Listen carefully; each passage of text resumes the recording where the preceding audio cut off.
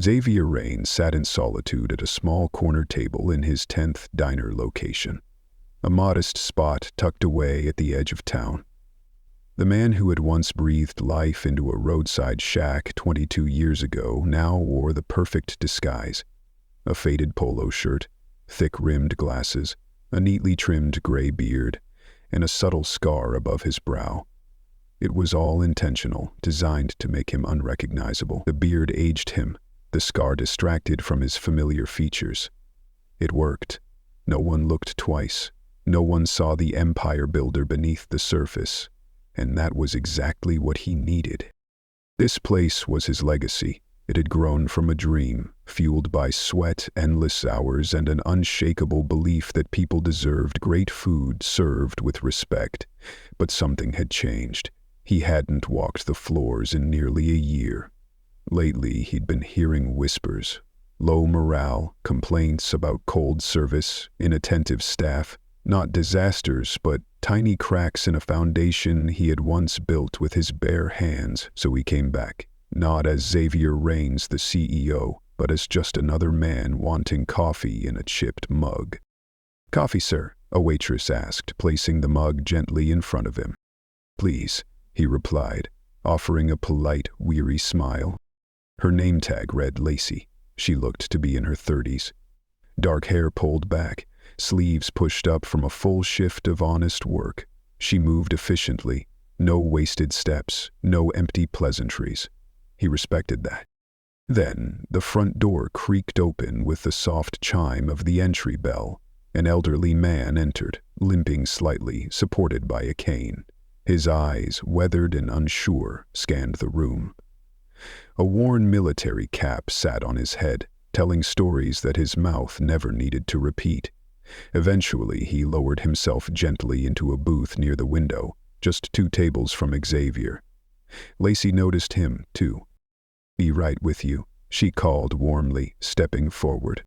But before she could reach him, a younger waiter slid in front of her like a gust of arrogance. He was tall, with a galled haircut that looked more nightclub than diner, and a smirk that didn't fit the uniform. "I got table 7, he announced casually, cutting her off and striding toward the old man. Xavier kept his gaze on the menu, but his ears locked in on every word. "Sir," the waiter began, voice sharp and rehearsed, "just a heads up. We're a bit busy, and there's a minimum order for booths." The veteran blinked, confused. "I was just gonna get a burger and coffee." "That won't hit the minimum," the waiter interrupted flatly. $15 minimum for booths."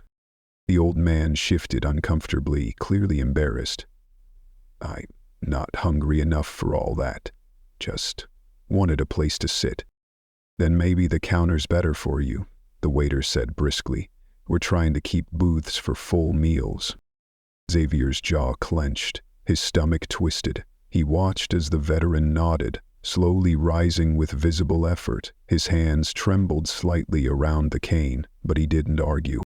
"All right, I didn't mean to cause trouble," the old man said quietly. "Didn't say you did," the waiter replied, already walking away, zero compassion in his tone. Lacey stood frozen, guilt and uncertainty flickering across her face. She looked like she wanted to say something, but didn't. The veteran moved to the far end of the counter, alone, his dignity bruised more than his pride would ever admit. Xavier's hands tightened into fists beneath the table. He waved Lacey over and asked in a low voice, "Who's that guy?" "That's Corey," she murmured, glancing over her shoulder. "Been here about 6 months. He's fast, sure, but he picks and chooses.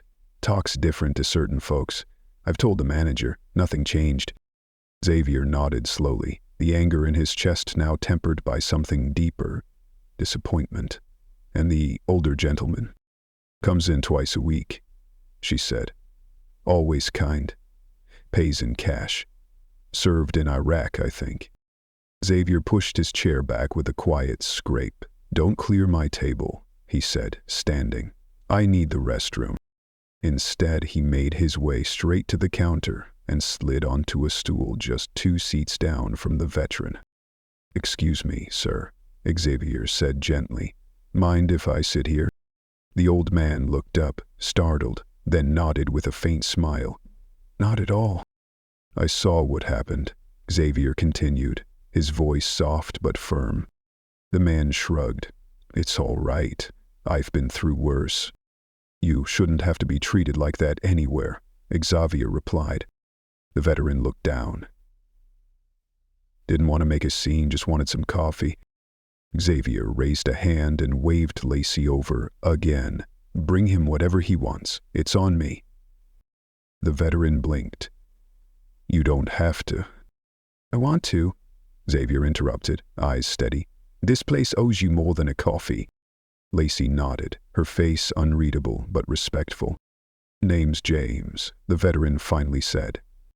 "Xavier," he replied, shaking his hand with a firm grip. Corey passed by again, glanced briefly at the two of them, and then turned away without a word. No apology, no second glance. He disappeared into the kitchen, laughing with another server. Xavier's eyes followed him, cold and still. He didn't speak. Not yet. But he stayed, not just for coffee, for what came next. Xavier spent nearly an hour beside James, the quiet hum of conversation between them weaving through observations of the dining room. Beneath the clatter of dishes and shuffle of shoes, a deeper story unfolded. Xavier's eyes, sharp behind his thick glasses, caught the overlooked moments. Tiny truths hiding in plain sight. He watched a young busser working twice as hard as anyone else, clearing plates and wiping tables with a rhythm born from necessity, not pride. A dishwasher occasionally poked his head out from the back, scanning the room, not out of boredom but concern. Xavier recognized that look. It was someone who cared about whether plates came back clean, whether guests smiled when they left. That quiet dignity in doing a job well, even if no one noticed. Lacey never stopped moving. She balanced 5 tables with the grace of someone who'd learned to smile through exhaustion. And then there was Corey. Always quick to appear when a table looked wealthy, when a tip might be big. Otherwise, he vanished into the margins. Xavier paid in cash. He left a tip generous enough to cover not just the service, but the silence Lacey swallowed that morning, and then he walked out without saying a word. That night, he sat in his truck, parked at the far end of the lot, staring at the glowing diner sign through the windshield.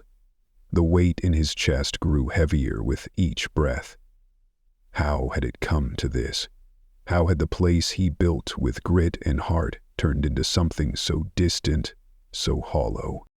He used to know every name, every story. He used to mop the floors himself. Now, a war veteran couldn't get a burger without being pushed aside. He pulled out his phone, thumb hesitating over the screen before he called the district manager. "Don't tell anyone," he said quietly, "but I'll be back tomorrow morning." "To do what?" the manager asked. "To fix it," Xavier replied, voice firm. The next morning, before the sun crested the rooftops, Xavier parked even farther from the building. He wore the same weathered polo, the same disguise. He entered through the side door by the loading dock, unnoticed and unannounced.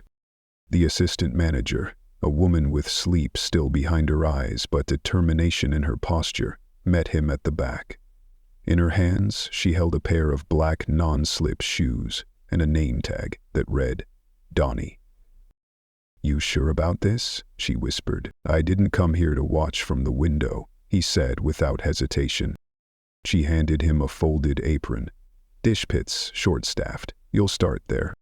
He nodded, changed quickly, and stepped into the kitchen as the first shift roared to life.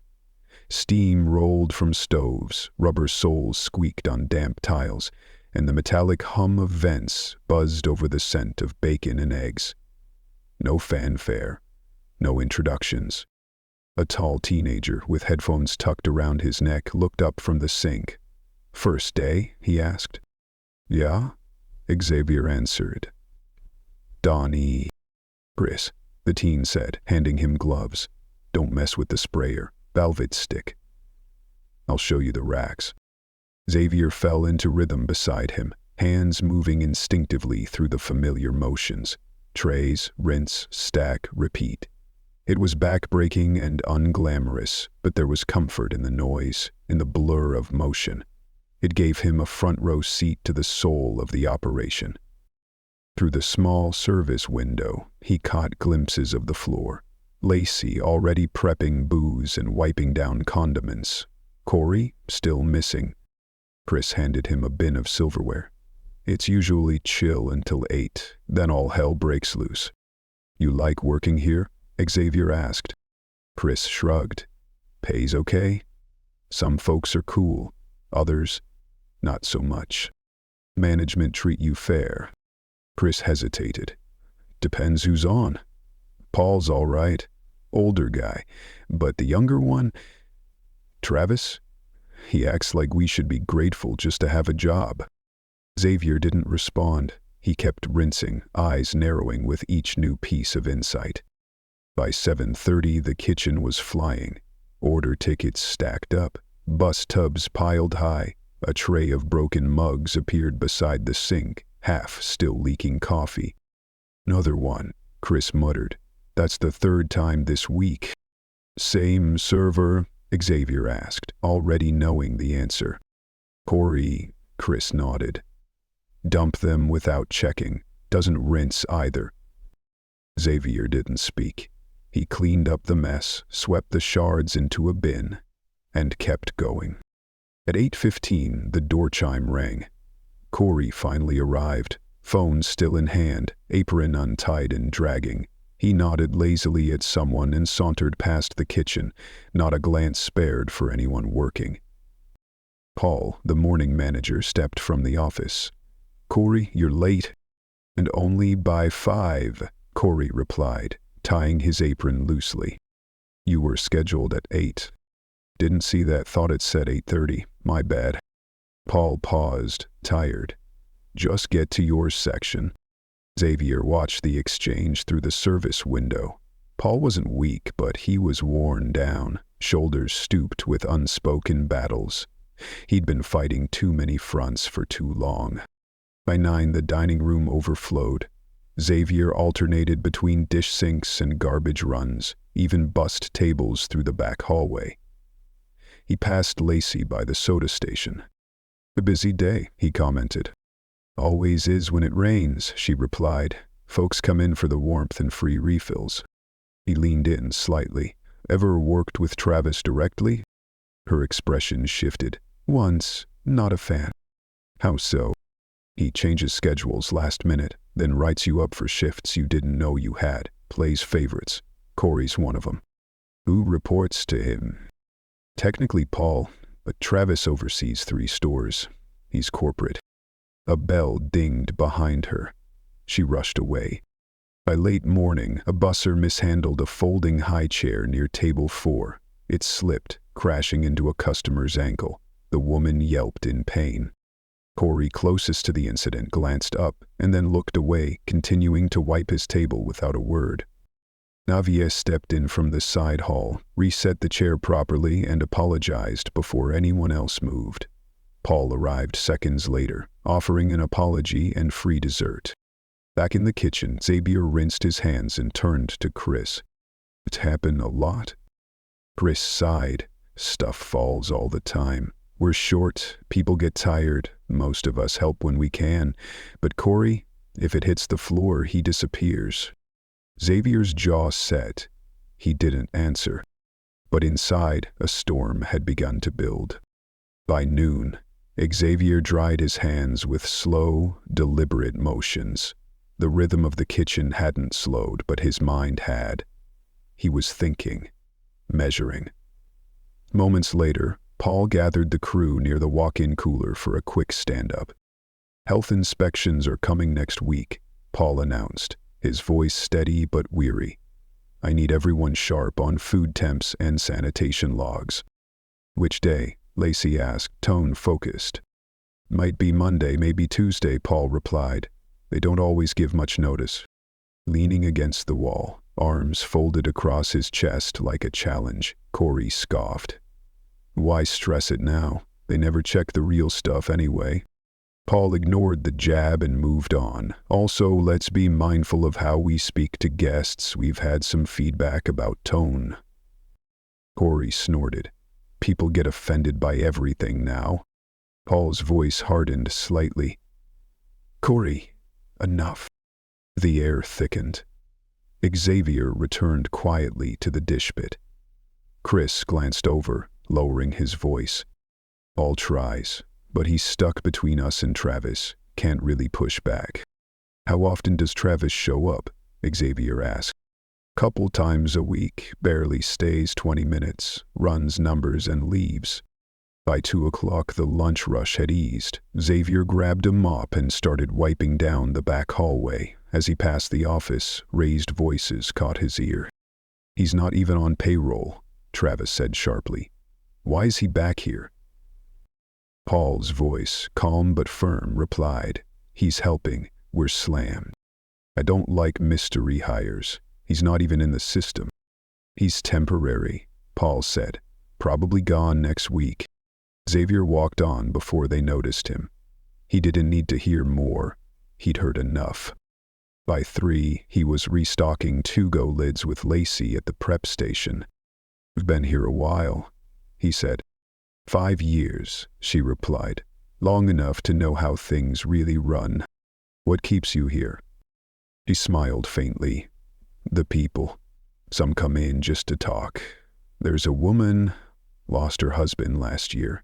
Brings his photo, sits by the window every Sunday. Same spot. It's like she feels seen here. Xavier watched her work, steady, unshaken. She was the soul of the place. You're not the only one holding this place together, he said. She looked up, slightly surprised. You've done this before?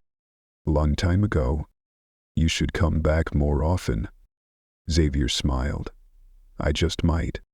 That evening James returned. The same slow walk, same booth, but this time Lacey met him with a warm greeting, settled him in, and brought his coffee without asking. Corey walked by, glanced at them, and kept moving. James noticed Xavier behind the counter and gave a small wave. Xavier returned the gesture. Later, as James finished his meal, Corey passed again, muttering something under his breath. Xavier saw James's eyes drop to the table. That was enough. When the shift ended and the floor cleared, Xavier approached Paul quietly. Paul, he said, I need everyone here, right now. Paul blinked, but nodded. 10 minutes later, the evening crew was assembled. Corey leaned against a booth, arms crossed. Travis arrived from the back, clearly irritated. What is this? He asked. What's going on? Xavier stepped forward. Slowly, calmly, he removed his name tag. I'm not Donnie, he said. My name is Xavier Reigns. I own this company. The room froze. Travis blinked. Wait, what? Xavier turned to Corey. Yesterday, you told a man who served this country that he didn't belong unless he spent more money. Today, you mocked him again. I watched you ignore a woman in pain, break dishes without cleaning them, refuse to lift a finger for your team. You did it with arrogance and no remorse. Corey opened his mouth, but Xavier lifted a hand. Don't.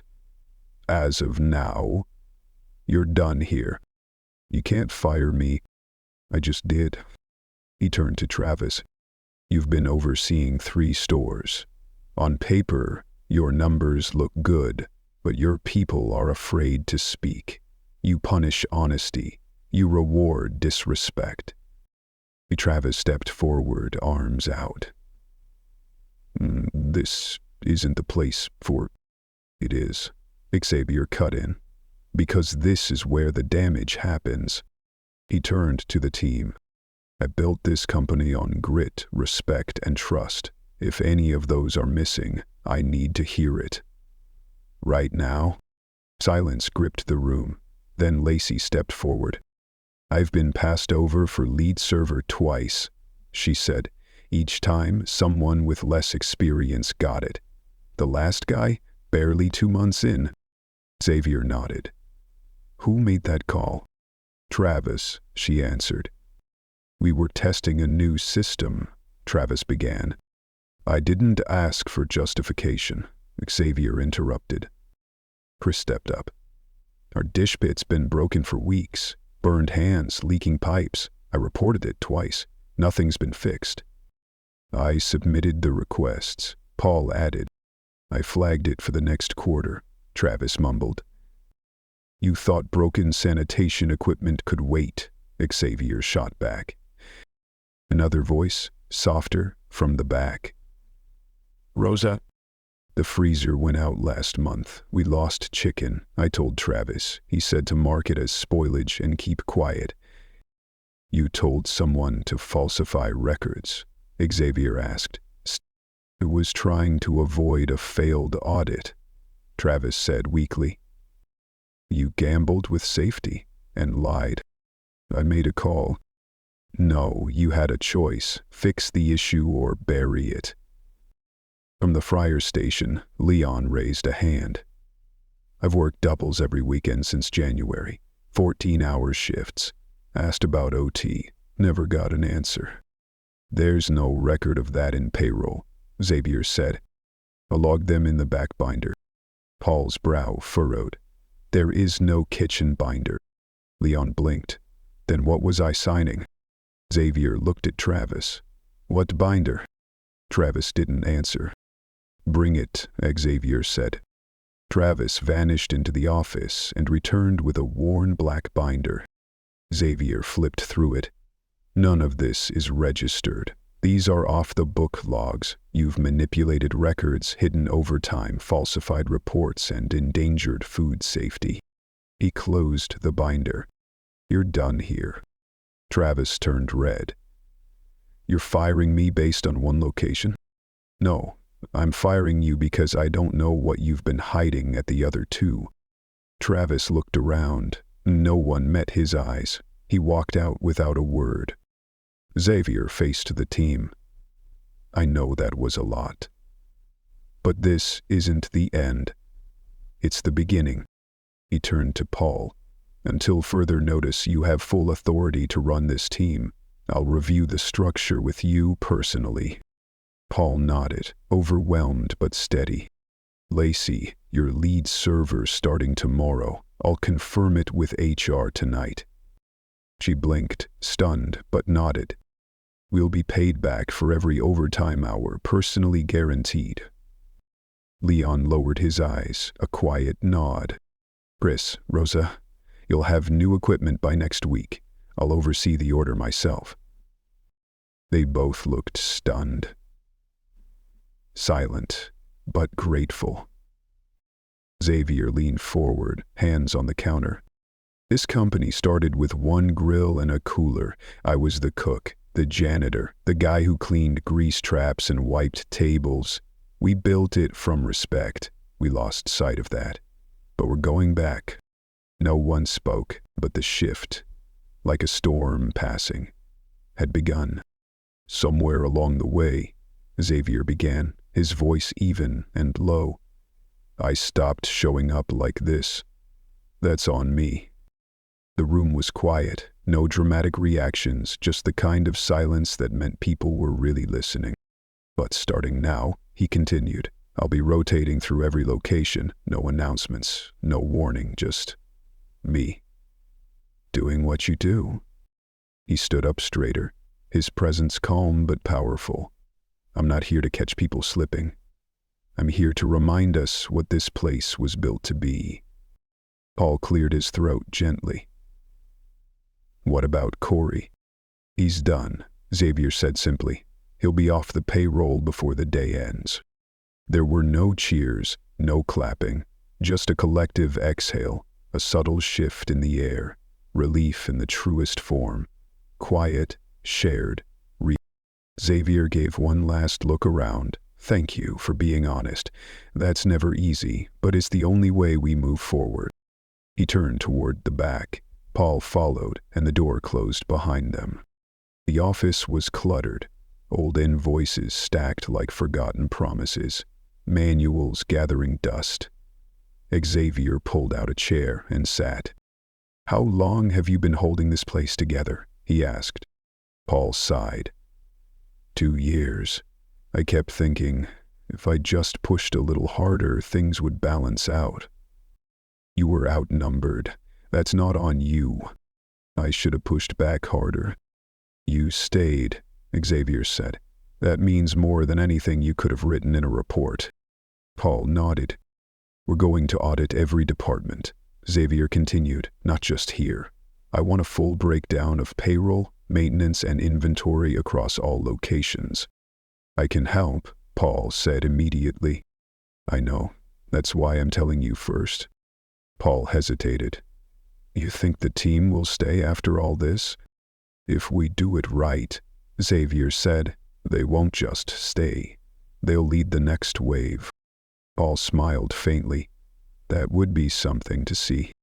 We'll make it happen. As Xavier stepped back onto the dining floor, the energy had shifted. It was subtle, but undeniable. Lacey was refilling napkin holders. Chris and Rosa chatted over prep checklists. Leon was guiding a new hire through fryer settings. Everyone was focused, present, but no one flinched when Xavier passed by. And for the first time in a long while, that's exactly what he wanted. 2 weeks later, morning light poured in through the front windows, stretching soft beams across the booths. The shift hadn't begun, but Xavier was already in his corner seat. No disguise now, no mask, just himself. A clipboard beside a mug of black coffee. He tapped his pen against the table, reviewing schedules, when Paul appeared from the back, apron half-tied and clipboard in hand. Ember sent the new griddle early, Paul said. Xavier looked up. Did the hoses come in too? All 4. Maintenance double-check every fitting. Good. Paul sat across from him. Perot's caught up. Leon confirmed the deposit hit last Friday. No issues. Xavier set his clipboard down. Hiring push? 2 solid hires, Rosa's training one, Lacey's mentoring the other. Chris asked to learn inventory, said he wanted to understand how the numbers affect the floor. Xavier raised an eyebrow. He asked, thinking long-term. Across the room, Lacey was showing the new hire how to arrange the pastry trays. Xavier watched them work. Quiet cooperation, natural trust. Gel moved with care, not stiffness, and Lacey let her take lead. Xavier turned back to Paul. Did the exit paperwork clear? Both Corey and Travis signed, no resistance. No pushback from Travis. To ask for a reference. I told him that wasn't my call. He'll get one, not until we finish digging through his records. You think there's more? I know there is. Same falsified logs at East Point. We're auditing the other 2 next. You want to handle those the same way? This isn't about making examples. It's about restoring trust, quietly if possible, but completely. The front door chimed. Xavier looked up and saw James enter. His stride was steadier now. The cane was still there, but it was a rhythm, not a crutch. He wore a pressed shirt and a clean jacket, simple but cared for. Lacey greeted him warmly with a fresh menu already in hand. I already know what I want, James chuckled. You always say that, she smiled. Burger, extra crispy fries, coffee, black. Paul watched from across the room. He's been in 3 times this week. You should never have felt like he had to stop, Xavier said quietly. Paul nodded. Xavier stood and made his way toward the back. In the prep area, Rosa and Chris were double-checking a delivery sheet. You 2 have a minute? Xavier asked. Chris nodded, sure. I've reviewed 2 weeks of data, Xavier said. Food waste is down 15%, Customer satisfaction is the highest it's been in 6 months. That's you two? Rosa straightened. I want to formalize your roles. Chris, shift lead, back of house. Rosa, prep operations lead. Adjusted pay. It'll be official by end of day. Chris blinked. Is this real? It's real. Do we get input on hiring now? Rosa asked. You'll be part of every interview. Chris smiled at her, then back at Xavier. We won't let you down. You already haven't, Xavier said. That's why you're here. In the kitchen, Leon adjusted the new griddle's temp settings. Steam rose. You hear about the new compressor at East Point? He asked. Already replaced, Xavier said. Same kind of fake logs there. Leon shook his head. How does that happen without anyone noticing? Because people stop asking questions, Xavier replied. That ends now. Leon nodded. Glad to hear it. Xavier turned to leave but nearly bumped into Jel, arms full of cups. Need help? He asked. She looked surprised. I've got it. You settling in okay? It's different here, she said. People actually talk. Not perfect, but I don't feel invisible. That's the bare minimum, Xavier said. But I'm glad. As the afternoon rolled in, the diner filled. Walk-ins, regulars, travelers. The pace wasn't frantic. It was thoughtful. Plates double-checked, orders clarified. Mistakes still happened, but they were caught, owned, and corrected without blame. Xavier watched from the corner booth. No clipboard this time, just coffee. Paul joined him with 2 receipts. Feedback from yesterday's rush. 1 complaint, cold side dish. 3 compliments, clean restrooms. Small victories, Xavier said. Still victories. They sat for a moment. Then Xavier asked, You ever think about why places like this fall apart? I used to think it was bad hires. It's not, Xavier said. People stop caring when no one's paying attention, when their effort doesn't matter. Paul folded the receipts. You think we're past that? We're rebuilding, 1 shift at a time. Near the window, James waved Lacey over, said something that made her laugh. She refilled his coffee without asking. You want to talk to him? Paul asked. I already did, Xavier said. Now I just want him to feel welcome. The 2 men sat in silence, watching the floor flow like a quiet stream. Eventually, Paul stood. I've got a supply call. Xavier nodded. Alone again. Xavier reached into his jacket and pulled out a folded napkin. The one James had left weeks ago. On it, a hand-drawn flag and the words, "Thank you" in careful script. He looked at it for a long time, then tucked it into his coat. Outside, clouds were gathering, slow-moving, heavy with rain. Xavier stood, stretched, and walked back toward the kitchen. Not to inspect, not to command. Just to help close out the shift. No announcements, no speeches. Just presence. Just work. And for the first time in too long, the weight in his chest began to lift.